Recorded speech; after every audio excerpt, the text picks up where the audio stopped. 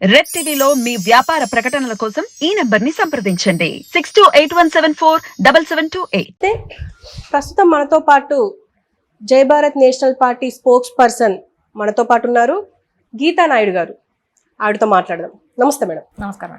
టీడీపీని తొక్కేయాలన్న ఆలోచనతోనే జనసేన అధినేత పవన్ కళ్యాణ్ మధ్యవర్తిత్వంతో బీజేపీ పొత్తు పెట్టుకుంది అనే ఒక టాక్ వస్తుంది. దీన్ని మీరు తొక్కేయడం అంటే నాకు అర్థం కాదు. టీడీపీని తొక్కేయాలని ఎలాగా అసలు వాళ్ళు పొత్తుతోనే వెళ్తున్నారు కదమ్మా. టీడీపీని జనసేన తొక్కేయడం ఏముంటుంది కదా. పొత్తుతో వెళ్ళారు. పొత్తుతో వెళ్ళినప్పుడు ఎలా అంటే 175 సీట్లు అంటే చెరిసగం తీసుకోవాలి. ఆఫ్ మీకు ఆఫ్ నాకు ఆఫ్ అని. అది లేదు, 24 సీట్లు ఇస్తా అన్నారు. అని 24 చాలా అనేసారు. ఏ రకంగా అన్నారు మనకు తెలియదు. వాళ్ళు ఏమనుకున్నారు మరి. అది తర్వాత పవర్ షేరింగ్ కూడా రావాలి. ఒక 2.5 years పవన్ కళ్యాణ్ గారు, ఒక 2.5 hours చంద్రబాబు గారు చేస్తారా లేదా లోకేష్ చేస్తారా అవన్నీ మనకు అనవసరం. మొత్తం వాళ్ళ పార్టీలో ఒకరు పక్కన పవన్ కళ్యాణ్ గారు ఉండాలి. అది మామూలుగా పొత్తు అంటే అది. సీట్లు కూడా చెరిసగం పంచుకోవాలి. అది న్యాయం, ధర్మం. ఎవరు అడిగినా అది కరెక్ట్ నాకు తెలిసి. కానీ ఈయన 24 సీట్లు ఇస్తే ఓకే అనేసారు. మరి పవర్ షేరింగ్ అవన్నీ కూడా మనకు తెలియదు. మరి ఏ రకంగా చూసినా జనసేన టీడీపీ తొక్కేయడానికి నాకు కనిపిస్తుంది. కానీ జనసేన పార్టీ వచ్చి టీడీపీని తొక్కుతున్నా నాకు కనిపించలేదు. అని తొక్కించుకునే మనిషి కాదు. బీజేపీ తొక్కడానికి జనసేనని వాడుకొని వస్తుంది, పొత్తుకు పెట్టుకుంది అని చెప్పేసి. అంటే బీజేపీ ఉపయోగిస్తుందా పవన్ కళ్యాణ్ గారు పావుగా టీడీపీ మీద? లేదమ్మా, అట్లేం లేదు. అట్లా చేయలేదు. ఎందుకంటే పవన్ కళ్యాణ్ గారు అంటే మంచి గౌరవం ఉంది వాళ్ళకి. అలా మోసం అయితే చేయరు నాకు తెలిసి. ఈ రోజు వరకు, ముందు రాజకీయాలు ఎలా ఉంటే నేను చెప్పలేదు. ఈ రోజు వరకు నేను చెప్తున్నాను. ఈ రోజు టుడే ఈ క్షణం వరకు అమ్మ. మళ్ళీ ఫ్యూచర్లో చెప్పలేం. ఒక గంటకి ఏమవుతుందో చెప్పలేం రాజకీయాలు, తెలుసు కదా నీకు. అది కాకపోతే చంద్రబాబు గారు తొక్కించుకునేంత వ్యక్తి కాదమ్మా. అవతలను తొక్కి సీట్లు లాక్కునే వ్యక్తి దగ్గర వయసు వచ్చింది కానీ ఆయనకి పవర్ కావాలని మాత్రం అత్యాశ మాత్రం చాలా ఉంది. ఒక వయసు వచ్చాక ఒక సలహాలు ఇచ్చేటట్టుగా ఉండి యువతని బాగా ఎంకరేజ్ చేయాలి రాజకీయాలకు. నాకు తెలిసి వాళ్ళకి మంచి ఆలోచన ఉంటుంది. చాలా ఫాస్ట్గా వెళ్తారు, ఏదైనా డెసిషన్ తీసుకుంటారు, మంచి ఆలోచనతో ఉంటారు. చాలా బాగుంటుంది నాకు తెలిసి. యువత రావాలి అసలు రాజకీయాలు. ఆడపిల్లలు కానీ మగపిల్లలు కానీ మంచిగా రావాలి. అక్కడ రాజకీయాలు భయపడుతున్నారు యువత. ఇలాంటి కుళ్ళిపోయిన రాజకీయాలు, డబ్బు తినడం ఎంత చూసి చిరాకు వచ్చేసి దూరంగా ఉంటున్నారు. కానీ యువత రావాలి. ఎప్పుడైతే యువత వస్తో ఇలాంటి చంద్రబాబు లాంటి వాళ్ళు అందరికి రెస్ట్ ఇవ్వచ్చు, బాగుంటుంది. ఆయనకి ఎంత ఏజ్ వచ్చినా కూడా నేనే సీఎం అవ్వాలనేసి అనుకుంటున్నారు. మరి చూడాలి ముందు ఎలా జరుగుతుంది. అండ్ వైసీపీ క్యాడర్ ఒక మాట మాట్లాడుతుంది ఏంటంటే, జనసేన ఏజెంట్గా పనిచేస్తుంది బీజేపీకి. తెలంగాణలో కానీ ఏపీలో కానీ ఏజెంట్ మాత్రమే జనసేన. అందుకే ఇప్పటి వరకు బలమైన క్యాడర్ని నిర్మించుకోలేకపోయింది 10 సంవత్సరాలైనా అని. జనసేన బీజేపీకి ఏజెంట్ లేదు. అది నేషనల్ పార్టీ బీజేపీ వచ్చి, ఇది లోకల్ పార్టీ జనసేన. అదేమే సెంట్రల్ పార్టీ కాదు. అట్లేం లేదు. ఈయన మరి ఆ క్యాడర్ ఎందుకు డెవలప్ అవ్వలేదా? పోయినసారి కూడా ఎలక్షన్లో కూడా ఒకటే సీట్ గెలిచారు రాపాకరు. అది కూడా కొన్ని రోజులు ఉండి తర్వాత ఆయన కూడా వైసీపీకి వెళ్ళిపోయారు, అందరికి తెలిసిన విషయమే. మరి ఆ క్యాడర్ ఎందుకు డెవలప్ అవ్వలేదు, ఎందుకు అంత స్ట్రాంగ్ చేసుకోలేకపోతున్నారు, గ్రౌండ్లో ఎందుకు స్ట్రాంగ్ లేదు అన్నది పవన్ కళ్యాణ్ గారికి అర్థం కావాలమ్మా. అది ఆయన వాళ్ళ పార్టీ వాళ్ళకి అర్థం కావాలి. మనం ఏం నో కామెంట్ దాని మీద. నేను అంటే మీరు కూడా వాళ్ళతో కొన్ని రోజులు ట్రావెల్ చేశారు కాబట్టి మీకు ఒక ఐడియా ఉంటుంది కదా. అంటే ఎందుకు బలమైన క్యాడర్ రాలేకపోయింది అంటే, దాంతోపాటు జనసేనతో పాటు వైసీపీ కూడా అప్పుడే పుట్టింది. కానీ వైసీపీ వచ్చేసి ప్రభుత్వం కూడా ఏర్పాటు చేసేసుకుంది. కానీ జనసేన మాత్రం ఇంకా ఒక ఎమ్మెల్యే సీటు, ఈవెన్ అధినేత కూడా ఒక ఎమ్మెల్యే సీట్ కూడా గెలవలేదు, శాసనసభకి వెళ్ళలేదు. ఆయన ఉన్న చోట కూడా ఓడిపోయారు. అది ఎందుకంటారు? ఆయన ఏంటంటే పవన్ కళ్యాణ్ గారు నాకు తెలిసి అసలు గ్రౌండ్ లెవెల్లో స్ట్రాంగ్ చేయట్లేదమ్మా. గ్రౌండ్ లెవెల్లో ఎవరి కాళ్ళకి అధికారం ఇచ్చేసి ఒక గ్రౌండ్ లెవెల్లోకి వెళ్ళిపోయి గట్టిగా మాట్లాడి ప్రజల సమస్యలు రోజు ఉండి గడపకి ఒక్కరు గడప కూడా వదలకుండా ప్రతి ఇంటికి వెళ్ళి ప్రజల సమస్యలు డైలీ కనుక్కోవాలి. డైలీ ఏదో ఒక సమస్య ఉంటుంది అన్నమాట. సమస్య లేని ఇల్లు ఉండదు, సమస్య లేని ఊరు ఉండదు. అందులో చాలా గ్రామాల్లో చూసుకుంటే చాలా వెనకబడిపోయి ఉన్నాయి. ఆంధ్రప్రదేశ్లో మనం చూసుకుంటే కనుక చాలా చోట్ల గిరిజనులు కావచ్చు, గ్రామాల్లో చాలా చోట్ల రోడ్లు లేకుండా, నీళ్లు లేకుండా, వాటర్ మినిమం కనీసం వాటరు, డ్రైనేజ్ ఒకటి, రోడ్లు ఒకటి, హాస్పిటల్స్ ఒకటి, స్కూల్స్, ఇవన్నీ చాలా చాలా ఇంపార్టెంట్ పిల్లలకి కానీ ప్రజలకు కానీ. అలాంటివి కూడా నీడ్స్ లేకుండా ఉన్నాయి చాలా చోట్ల. అలాంటివి ఏంటంటే పవన్ కళ్యాణ్ గారు పెట్టి రోజు వెళ్ళి మాట్లాడమని చెప్తే బాగుండేది. అది ఎప్పటికీ స్ట్రాంగ్ అయితే చేయలేదు నాకు తెలిసి. నేను వచ్చి 2 years అయిపోయింది బయటకు వచ్చి. ఇప్పుడు తెలీదు నాకు, ఇప్పుడు కూడా తెలిసి పెట్టలేదేమో అనిపిస్తుంది. స్ట్రాంగ్ లేదు. స్ట్రాంగ్ చేస్తే బాగుండేది, చేయలేదు ఆయన. కానీ మా పార్టీ మాత్రం చాలా బాగుంది, స్ట్రాంగ్. మేము పిల్లలు స్ట్రాంగ్ లేదా బిల్డింగ్ పడిపోతుందమ్మా. మా పిల్లలు చాలా స్ట్రాంగ్గా ఉంది మా జై భారత్ నేషనల్ పార్టీ. జేడీ గారు మంచి ఆలోచనతో ఉన్నారు కాబట్టి ఆయన ఒక సిస్టమేటిక్గా వెళ్తున్నారు. ఆయనతో పాటు మేము వెనక ఆయన అడుగుజాడలో మేము నడుస్తున్నాము ఆయన మాట తీసుకొని. కాబట్టి ఆయన చాలా తెలివిగలవారు, లా అండ్ ఆర్డర్ తెలిసిన వ్యక్తి.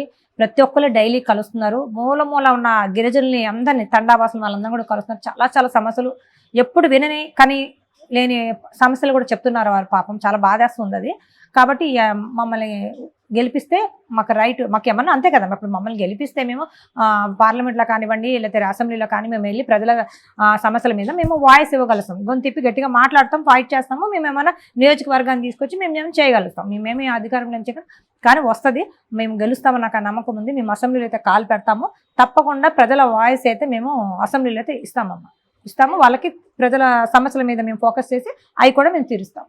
సో ఆల్రెడీ 2024 ఎన్నికలు దగ్గర పడ్డాయి కాబట్టి మీ పార్టీ ఇప్పుడు ఇంకా ఎస్టాబ్లిష్మెంట్ అవ్వలేదు అని నా ఒపీనియన్. ఎందుకంటే ఇంకా ప్రజల్లోకి ఇంకా వెళ్ళలేదు, రీసెంట్గా వచ్చింది కాబట్టి.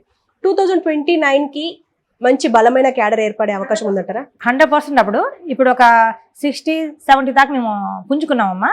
మీరు అన్న విషయంలో నేను ఖండిస్తున్నాను, మీతో పాటు నేను ఏకీభవించేది హారిక, ఏమనుకోకు అది. ఎందుకంటే 100% 2029లో మాత్రం 100% వచ్చేస్తుందమ్మా, నో డౌట్. ఇప్పుడు మాత్రం మేము 60-75% వరకు మేము ఉన్నాం. ఎందుకంటే ఎలా చెప్తున్నానంటే ఫస్ట్ మాకు పార్టీ పెట్టేశారు, వెంటనే ఆ ప్రజల్లోకి రోజు వెళ్ళారు, ప్రతి జిల్లాల్లో కూడా ఆ కోఆర్డినేటర్స్ని అన్ని పొజిషన్లు ఇచ్చేశారు ఆయన. ఇప్పుడు 175 సీట్లు కూడా మేము 175కి ఎవరు నుంచోబెట్టాలో కూడా ఒక ఐడియా ఉంది మా అధ్యక్షుల వారికి. అంతా డేటా తీసుకున్నారు, అందరి దగ్గర తీసుకొని పెట్టుకున్నారు, ఎవరెవరిని ఏ నియోజకవర్గం నుంచోబెట్టాలి, ఎలాంటి వాళ్ళు నుంచోబెట్టాలి, ఎలాంటి ఉంటే వాళ్ళ దగ్గర ఏమేమి అర్హతలని, ఎలా ఉంటే బాగుంటుంది, ప్రజలు వాళ్ళని గుర్తించాలి కదా మన నుంచుంటే. వీళ్ళు మనకు తెలుసు, అవును వీళ్ళు చేశారు అనేది ఉండాలి. అలాంటి ఐడెంటిటీ కూడా తీసుకొని ఆయన అన్ని రకాలుగా తీసుకొని గ్రాఫ్ చూస్తున్నారు. ఇంకోటి మా వాళ్ళు కోఆర్డినేటర్స్ కూడా డైలీ లాయర్ని, డాక్టర్స్ని హాస్పిటల్ వెళ్ళి కలవటం, స్కూల్లో టీచర్స్ని, కాలేజ్లో లెక్చరర్స్ని అందరినీ ప్రతిదీ వాళ్ళకుండా, అలాగే ఇంట్లో ఉండి పని చేసుకున్న హౌస్ వైఫ్స్ని కూడా డైలీ వెళ్ళి కలవటం. తర్వాత కొత్తగా 18+ వచ్చి ఓటు హక్కు వచ్చిన వాళ్ళు కూడా మీరు ఓటు అప్లై చేసుకోండి, మాకు ఒక ఛాన్స్ ఇవ్వండి, వాళ్ళందరూ కూడా తప్పకుండా మేనిఫెస్టో చదివి చాలా బాగుంది, తప్పకుండా మేము జేడీసారికి ఓటేస్తామని కొత్త యువత కూడా చెప్తున్నారు.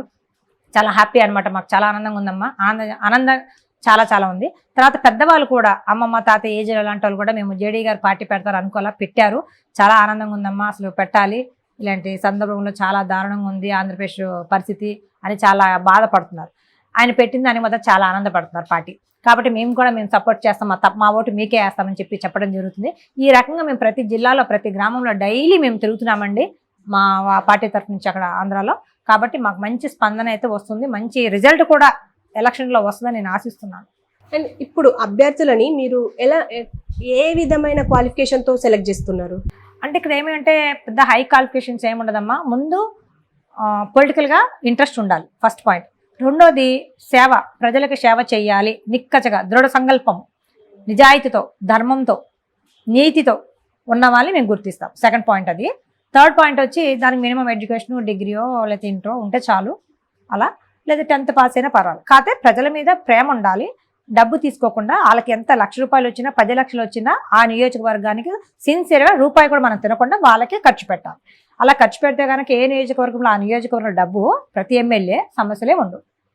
అలా కనుక మనం చేసుకుంటే నెక్స్ట్ ఎలక్షన్లో కూడా మనకి పట్టం కడతారు, అదే బాగా చేసింది యారు మేడం మన జై నేషనల్ పార్టీ అని, సార్ బాగా చేశారని మనకే వేస్తారు. మనం కష్టపడిపోయి బిర్యానీ ప్యాకెట్లు, సారా ప్యాకెట్లు, డబ్బులు పంచాల్సిన అవసరం లేదు. మేము ఇంకోటి ఏంటంటే జీరో పాలిటిక్స్ మీద వెళ్తున్నాం, రూపాయి ఎవరికి ఇవ్వం మేము. మాకు ఎన్ని ఓట్లు వస్తాయో 100 వచ్చినా 1000 వచ్చినా 10,000 వచ్చినా అంటే అంతమంది మాకు ఓట్లు వేసారంటే జీరో పాలిటిక్స్ కూడా వాళ్ళు కూడా అంగీకరించారు కదా ప్రజలు, అంటే వాళ్ళు కూడా మార్పు కోరుకుంటున్నట్లే కదా ఆలోచిస్తే. ఈ రకంగా మేము ఆలోచన మార్చి ప్రజలను కూడా మంచి దారిలోకి తీసుకెళ్ళి వాళ్ళ ఆలోచన విధానం కూడా మార్చి మాకు అనుగుణంగా ఉండేట్టుగా మేము చూసుకుంటున్నామన్నమాట. మంచి వాళ్ళని సెలెక్ట్ చేస్తున్నారు మొత్తానికి. అండ్ ఇప్పుడు టీడీపీ విషయానికి వస్తే, టీడీపీ పొత్తులు లేకుండా ఎన్నికల్లోకి రాదు, గత కొన్ని సంవత్సరాలుగా నడుస్తుంది, ఎందుకు రాలేకపోతుంది అని చెప్పేసి ఒక క్వశ్చన్ ప్రజల్లో ఉంది, నాలో కూడా ఉంది. అండ్ ఇంకోటి ఏంటంటే క్యాడర్ కూడా, వైసీపీ క్యాడర్ ఏంటంటే ఒక క్వశ్చన్ చేస్తుంది, పొత్తులు లేకుండా రాలేదు, పొత్తులు ఉన్నా సరే మేము ఓడిస్తాం అనేసారి అంటున్నారు. దీనికి మీరేమంటారు? అవును, చాలా 100% కాన్ఫిడెన్స్గా 175 సీట్లు 175 మేము కొట్టుకెళ్ళిపోతామని చెప్పేసి అంబటి రాంబాబు గారు కానివ్వండి, పేరు నాని కానివ్వండి చాలా మంది చెప్తాను, చూశాను, నేను కూడా విన్నాను. ఆ కాన్ఫిడెన్స్ మంచిదే, ఎవరి పార్టీకి వాళ్ళకు ఉండాలి, అది తప్పదు. కానీ చంద్రబాబు గారు నిజంగా పొత్తు పెట్టుకోకుండా వెళ్ళరు, ఎందుకంటే పార్టీ అంత బలంగా లేదు. ఎలాగో తెలంగాణలో చూసుకుంటే అసలు లేదు, మొత్తం తుడిచి పెట్టిపోయింది. అక్కడ కూడా ఇంచుమించుగా అదే పరిస్థితిలో ఉంది, ఇంచుమించుగా సరిగా చెప్పాలంటే చాలా లిటిల్ బిట్ ఉంది, చాలా అది పర్సెంటేజ్ చాలా తక్కువ. అది ఎందుకంటే నా అనాలిసిస్ ప్రకారం మొన్న చంద్రబాబు గారు ఏదో కేసులో ఇరుక్కొని ఒక 32 రోజులు ఏమో 30 రోజులు 35 రోజులు ఉన్నారు జైల్లో, మన రాజమండ్రి జైల్లో. అప్పుడు పవన్ కళ్యాణ్ గారు అనుకోకుండా వెళ్ళి ఆయనతో ఏం మాట్లాడారు, ములాఖత్ వెళ్ళి మాట్లాడేశారు. మీడియాకి ఏం తెలియదు, అది సీక్రెట్, మనకు చూపిలా. బయటకు వచ్చి నేను టీడీపీతో పొత్తుతో వెళ్తున్నాను, వచ్చే ఎలక్షన్ మేము పొత్తు పెట్టుకుని వెళ్తున్నామని లాస్ట్ ఇయర్లో నవంబర్ ఏమో చెప్పారు. ఇంకా అంటే పొత్తు పెట్టుకున్నారు అనగానే టీడీపీలో పెద్ద సంబరాలు జరిగినాయి, చాలా హ్యాపీగా ఫీల్ అయ్యారు. అప్పుడు దాకా ఎవరు రోడ్ల మీద రాలేదు. చంద్రబాబు గారిని అరెస్ట్ చేశారు, అంత సీఎంనే మనం ఎంత అని చెప్పేసి. అంతకుముందు అచ్చెన్నాయుడు గారిని కూడా అరెస్ట్ చేశారు, చూసాం. అదేదో తప్పు కట్టారు ఏదో అని చేశారు. వాళ్ళ అబ్బాయి మీద కూడా వెళ్ళారు ఒకసారి. ఇలా చాలా మంది చూస్తుంటే ఉన్నాయి. అంటే వాళ్ళు కూడా చేశారు, టీడీపీలో పెద్ద పత్తితులేం కాదు, వాళ్ళు అన్యాయం చేశారు, ప్రజలు డబ్బు దోచుకున్నారు అనే చేశారు. ఎవరైనా ఒకటమ్మా, అధికారం రావాలి, డబ్బు దోచుకోవాలి, అధికారం అడ్డు పెట్టుకుని ప్రజలకు సేవ చేయాలని అబద్ధం చెప్పేసి డబ్బు దోచుకోవడానికి మాత్రం వస్తున్నారమ్మా. ఇది క్లియర్. ఈ ప్రజలు విసుకుపోయారు, ఆంధ్ర ప్రజలు టీడీపీతో కానివ్వండి, ఇటు జగన్ గారి వైసీపీ పార్టీతో కానీ. కాబట్టి కొత్తగా మా పార్టీ వచ్చింది కాబట్టి మా పార్టీకి వేసి ఒక ఛాన్స్ ఇస్తే మేము ఎలా చేస్తామో మీరు చూద్దరు. ప్రతి ఒక్కరు కూడా మేము అందుబాటులో ఉంటాం. ఎవరికి ఏ సమస్య వచ్చినా రాత్రి కానీ పగలు కానీ మా ఫోన్ నెంబర్స్ కూడా మేము ఇస్తాము. ఏ నియోజకవర్గం మన నియోజకవర్గం ఎమ్మెల్యేలు అందుబాటులో ఉంటాం. ప్రజలకి మేము ఖర్చు పెట్టింది ఎంత అనేది రూపాయితో సహా మీకు లెక్క చూపిస్తాము. ఇంకోటి ఇంపార్టెంట్ చెప్పాలి హారిక, నీకు మర్చిపోయాను. మా పార్టీ నాకు ఎందుకు నచ్చింది వెళ్ళానంటే, నేను పార్టీలోకి ప్రతి నియోజకవర్గంలో ఎమ్మెల్యేలతో మా అధ్యక్షుల వారు ఒక బౌండ్ పేపర్ రాయిస్తున్నారమ్మా. 100 రూపీస్ బౌండ్ పేపర్ అయితే 10 రూపీస్ బౌండ్ పేపర్ అయితే బౌండ్ పేపర్ రాయిస్తున్నారు. ఏమని, ఇప్పుడు ఒక్కొక్క నియోజకవర్గంలో ఒక్కొక్క డిఫరెంట్ ఉంటాయి. ఇప్పుడు ఈ ఊర్లో ఉన్న సమస్యలు ఆ ఊర్లో ఉండకపోవచ్చు, అక్కడ ఉన్న సమస్యలు ఇక్కడ ఉండకపోవచ్చు ఏమా, లేదా 1-2 కలవచ్చు. వాటర్ అంటవా అందరికీ అవసరమే, వాటర్ అందరికీ కలుస్తుంది, హాస్పిటల్స్ అందరికీ కలుస్తుంది, ఇలాంటి కొన్ని ఉంటాయి. కానీ మిగతాయి కొంచెం డిఫరెంట్గా ఉంటాయి. అక్కడ పాయింట్స్ ఏ నియోజకవర్గంలో ఆ నియోజకవర్గంలో ఏమేమి మేము మీకు సమస్యలు ఉన్నాయి ప్రజలు ఆ పాయింట్లు 1, 2, 3, 4 అని రాసుకొని మా పార్టీ పేరు, ఎవరైతే ఎమ్మెల్యేగా పోటీ చేస్తున్నారో వాళ్ళ పర్సన్ నేము రాసి ఎమ్మెల్యేగా మేము ఈ సమస్యలు ప్రజలకి ఉన్నాయి మా ఏరియాలో, మేము తప్పకుండా తీరుస్తాము అని చెప్పి మేము సిగ్నేచర్ రాసిస్తాం. ఒరిజినల్ మా దగ్గర పెట్టుకొని జిరాక్స్ మేము ఇస్తాం. ఏ రోజైతే మేము చేయలేదని మీకు తెలుస్తుందో మీరు మా మీద కేసు వేయచ్చు. ఇంత నిజాయితీతో వెళ్తున్నామంటే ఏ పార్టీ అయినా ఇంతవరకు భారతదేశంలో ప్రపంచంలో కానీ మీరు విన్నారా? నేనైతే వినలేదు, ప్రపంచంలోనే వినలేదు, దేశంలో కూడా వినలేదు. ఏ పార్టీ కూడా, అది భారతీయ జనతా పార్టీ కానీ కాంగ్రెస్ కానివ్వండి, ఎంతో మంది 62 సంవత్సరాల ఎక్స్పీరియన్స్ అని చెప్పుకుంటారు. కాంగ్రెస్ ఒక పార్టీ, నాకు అసలు నచ్చదు ఆ పార్టీ. వాళ్ళు ఎవరు కూడా కొత్తగా వచ్చిన పార్టీ ఇంత మంచిగా ఆలోచనలతో మేనిఫెస్టో కానివ్వండి ఇలాంటి నిజాయితీతో కూడింది. మేము మాకు వస్తుంది సాలరీ, ఎలాగో ఎమ్మెల్యేకి సాలరీస్ ఇస్తారు చాలు. మేము కూడా జగన్మోహన్ రెడ్డి గారు లాగాను మన చంద్రబాబు గారు లాగా ఫ్లైట్లు పట్టుకొని వెళ్ళటం స్పెషల్గా మేము అట్లా వెళ్ళాం. ప్రజల డబ్బు వృధా చేయకూడదు, పబ్లిక్ ట్రాన్స్పోర్టేషన్ యూజ్ చేసుకుంటాం, ట్రైన్స్, బస్సెస్. ఇక వెరీ ఇంపార్టెంట్, వెళ్ళాలి అంటే ప్రజలతో పాటు జనరల్గా కూర్చొని వెళ్తాం చూడమ్మా. ఎకనామిక్ దాంట్లో అలా వెళ్తాం. కానీ ఫ్లైట్స్లో మేము స్పెషల్గా తీసుకొని డబ్బు వృధా అయితే రూపాయి చేయము. ఎంత రూపాయి మిగిలిన ఆ ప్రజలకే మేము ఖర్చు పెడతాము. నీడ్స్ మేము వాళ్ళకి లేకుండా చేస్తాం. ఇది చాలా ఇంపార్టెంట్, మేము ప్రజల్లోకి తీసుకెళ్తున్నాం. ఫస్ట్ ఒకటి ప్రత్యేక హోదా, స్టీల్ ప్లాంట్ ప్రైవేటే కాకుండా కాపాడటము, 3 బాండ్ పేపర్ రాసి మేము ప్రజలకు నిజాయితీతో ఇస్తున్నాము, మీరు మా మీద కేసు వేయొచ్చు అని. ఎవరమ్మా ఇలా చెప్పేది? అందుకే మాకు ఒక ఛాన్స్, మీ టీవీ ముఖంగా నేను చెప్పదలసింది ఏంటంటే, అందరికి నమస్కరించి అందరూ ఒక ఛాన్స్ అని చెప్పి చాలా హిట్ అయింది డైలాగు. మన జగన్మోహన్ రెడ్డి గారు జైలుకి వెళ్ళొచ్చి కూడా 1.5 year ఉండి ఒక ఛాన్స్ నాకు ఇవ్వండి, నేను చాలా ఉద్ధరిస్తానని చెప్పి వచ్చారు. ఇప్పుడు నేను అదే మాట్లాడుతున్నాను, ఒక ఛాన్స్ మా జేడీ లక్ష్మీనారాయణ గారికి, మా జై భారత్ నేషనల్ పార్టీకి ఒక ఛాన్స్ ఇస్తే మా రూలింగ్ కూడా మీరు చూస్తారని అనుకుంటున్నాను. మా మీద నమ్మకంతో మా పార్టీ మేనిఫెస్టో మీరు కూడా చూశారు, చదువుతున్నారు అందరూ. కాబట్టి ఆ మేనిఫెస్టో చూసి మా అధ్యక్షుల వారి మీద ఎలాంటి ఆయన సిన్సియర్గా ఆఫీసర్గా ఎలా పే చేసి తెచ్చుకున్నారో అందరికి తెలుసు. అదే నిజాయితీతోనే పార్టీ పెట్టారు, అదే నిజాయితీతో కూడా ఆయన ముందుకు వెళ్తున్నారు.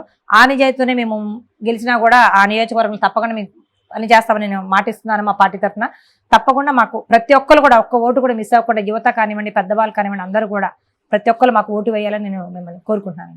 మంచి ఆలోచన మేడం. అంటే ఇంత బ్యూటిఫుల్ మేనిఫెస్టో అండ్ మాటలు చెప్పడం బాగా చెప్తున్నారు. అండ్ ఆలోచనలు కూడా బాగున్నాయి. బాండ్ పేపర్ ఇస్తుందంటే ఎవరు ఇస్తారమ్మా? ఇప్పుడు నేను వెళ్ళాను, ఎగ్జాంపుల్ నేను గెలిచాను అనుకో తల్లి, ఇప్పుడు నా మీద నేను పని చేయకుండా హాయిగా తిరిగానుకో, వస్తారు గీతా అనేది ఎప్పుడు వచ్చినా కనపట్లేదు, ఎమ్మెల్యే గారు లేరు అంటారు. ఇప్పుడు వేరే పార్టీలో చూసుకుంటే తల్లి, సీఎం గారు కానివ్వండి, ఎమ్మెల్యేలు కానీ ఎప్పుడు కలవనివ్వరు ప్రజలకి కలిసిరేటుగా ఒక గంట డైరీ పెట్టుకోవాలమ్మా. ఇప్పుడు మీరు ప్రజలు ఓట్లు వేస్తేనే మీరు గెలిచి సీఎంను ఎమ్మెల్యేలు అయ్యారు. మీరు ఎక్కడి నుంచి ఆకాశం చూడు పడలా అధికారంతో కదా. అలాంటి ప్రజలు దేవుళ్ళు, అలాంటి ప్రజల్ని మీరు కాదనేసి కసరేయటము, వస్తే మర్యాద లేకుండా మాట్లాడడం చాలా మంది నేను చూశాను. అలా చేయకూడదమ్మా. ప్రజలతో ప్రేమగా మాట్లాడాలి, వాళ్ళ బాధ ఉంటేనే మన దగ్గరికి వస్తారమ్మా. ఇప్పుడు మనం అక్కడ ఉన్నామంటే వాళ్ళకి అంటే తల్లిదండ్రులతో సమానం వాళ్ళకి. మన ప్రజలు ఈ నియోజకవర్గం అంతా నా బిడ్డలు అనుకొని కాపాడుకొని వాళ్ళని చూసుకోవాలి. కళ్ళమట నీళ్ళు వస్తే తుడవాలి. ఏంటమ్మా ఆకలితో ఉందామా, అన్నం పెట్టాలి, వస్తే నీకేంటి సమస్య అని అడగాలి, ఆ సమస్య మనం తీర్చాలి. అలాంటి ఎమ్మెల్యేలు కావాలి కానీ షోపటప్పులు వేసుకొని అన్ని దోచేసుకొని డబ్బులు మాఫియాలు చేసుకోవటం అన్ని చేసుకుంటుంటే ఎందాకమ్మ మోసం చేస్తారు ప్రజలను అసలు. అందుకని విసిగిపోయారమ్మా ఆంధ్ర ప్రజలు అయితే చాలా విసిగిపోయారు, రెండు పార్టీలతో కూడా, టీడీపీతో వైసీపీతో. కాబట్టి వాళ్ళకి ఓట్లు వేయదని కూడా నేను చెప్తున్నా. దయచేసి మా పార్టీకి ఒక ఛాన్స్ ఇస్తే మాదేంటో మీకు చూపిస్తాము. నేను నచ్చితే 2019లో కూడా 29లో కూడా మీరు వేయద్దు. ఇప్పుడు తెలియాలి కదా మాకు. అప్పుడు అండ్ ఎమ్మెల్యేలు ఎంపీలు సీఎంలే కాదు మేడం, కార్పొరేటర్ని కూడా కలిసే అవకాశం లేకుండా చేస్తున్నారు కొంతమంది. కార్పొరేటర్ అంటున్నావు హారిక, ఒక విషయం చెప్తాను, నవ్వుతావు నువ్వు. సర్పంచ్ కూడా కలవరమ్మా. గ్రామాల్లో సర్పంచ్ తెలుసా ఎంత బిల్డప్ ఇస్తారు? Prime minister, president of India level ఇస్తారు, ప్రెసిడెంట్ లాగా, రాష్ట్రపతి లాగా. అసలు ముర్ము గారైనా మనకు కలుస్తారు 2 రోజులుగా అక్కడ వెళ్ళి కూర్చున్నా. కానీ నేను చెప్తున్నా మేడం గారు, వీరంతకన్నా దారుణంగా ఉంటారు. ఎంత బిల్డప్లు అంటే అంత బిల్డప్లు. ప్రజలమ్మా తప్పమ్మా, వాళ్ళ కోసం మనం పని చేస్తున్నామో వాళ్ళే మనల్ని పెట్టి మనకి ఇక్కడ అధికారం ఇచ్చారు, వాళ్ళకి అందుబాటులో ఉండాలి. రాత్రి వచ్చి తలుపు కొట్టినా కూడా తలుపు తీయాలి. శివాజీ గారు మీకు తెలిసే ఉండొచ్చు, హిందూ ధర్మాలు అంటారు, మాట్లాడుతుంటారు ఎక్కువ. శివాజీ మహారాజ్ గారు మహారాష్ట్రలో బాగా యుద్ధాలు చేశారు, హిందువులు కాపాడారు బలవకుండా. ఆయన చాలా ఇష్టం నాకు శివాజీ గారు. ఆయన అర్ధరాత్రి కూడా గంట పెట్టేవాళ్ళమ్మ. గంట పెట్టి ఎవరైనా వస్తే కూడా లేచి వచ్చి ఆయన న్యాయం చేసేవాళ్ళు. ఎక్కడంటే ఏదైనా కావాలంటే అక్కడికి వెళ్ళిపోయేవాళ్ళు. అట్లా ఉండాలి. శివాజీ గారిని చూసి నేర్చుకోవాలి. వీళ్ళంతా కూడా రాజకీయ నాయకులు, ప్రతి ఒక్క నాయకులు ఇదివరకు పూర్వకంగా మన హిస్టరీ కనుక తీసుకుంటే మంచి నాయకులు. నేను అందరూ కూడా చెడ్డవాళ్ళు ఉన్నారు, నేను కాదనట్లా. చెడు మనకొద్దు, మంచి తీసుకుని మంచి వైపు మనం పని చేద్దాం, మనతో పాటు మన ప్రజలను నడిపిద్దాం. అప్పుడే మన జిల్లాలు కానివ్వండి, రాష్ట్రం కానీ అభివృద్ధి చెందుతుంది. రాష్ట్రం అభివృద్ధి శివాజీ గారు ఎగ్జాంపుల్. అలాంటి నాయకులు మనం తీసుకున్న ఆలోచనతో కనుక ముందుకెళ్తే తప్పకుండా ప్రజలు కూడా సుఖంగా ఉంటారు, మనకి బాధ ఉండదు. నెక్స్ట్ ఎలక్షన్ మనలే గెలిపిస్తారు వాళ్ళు. మనం ఏం కష్టపడాల్సిన అవసరం లేదు తల్లి, తప్పకుండా గెలిపిస్తారు. మనకి ఆ నమ్మకం మనం ఉంచుకోవాలి, నమ్మకాన్ని వమ్ము చేసుకోకూడదు. అది డబ్బులు అవి కూడా పంచాల్సిన అవసరం కూడా ఎందుకమ్మా? అప్పుడు డబ్బు ఎలా పెంచుతున్నారమ్మా? వాళ్ళ సొంత డబ్బులా?